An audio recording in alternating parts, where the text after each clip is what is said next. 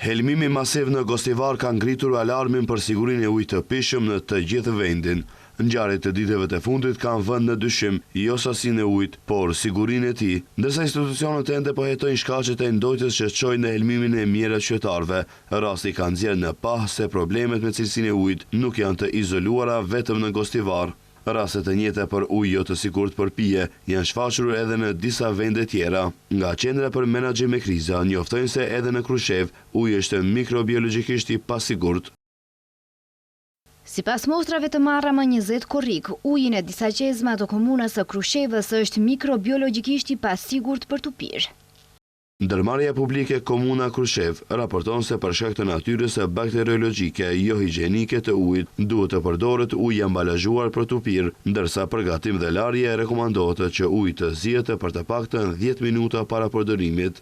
Një ditë më parë, probleme me cilësinë e ujit u regjistruan edhe në Vallandov. Banorët e Vallandovës janë paralajmëruar të mos e përdorin ujin nga ujësiellsi i qytetit për pije, pasi analizat laboratorike kanë treguar prani të lartë të arsenit. Nga ndërmarrja publike, Komunal Service Vallandov njoftuan se rezultatet e analizave të kryera nga Instituti i Shëndetit Publik në Shkup kanë konstatuar nivel të lartë të arsenit në ujin e pishëm nga ujësiellsi i qytetit. Situata hiç më mirë nuk ka qenë as edhe në spitalin për sëmundje të mushkërive në Leshk, ku edhe atje është konstatuar ujë i papërshtatshëm për pije. Sipas një mostre uji të marrë nga një qezmë e spitalit, janë evidentuar 51 baktere kaliforme në 100 ml ujë, çka sipas raportit nuk i plotëson standardet për ujë të sigurt për pije.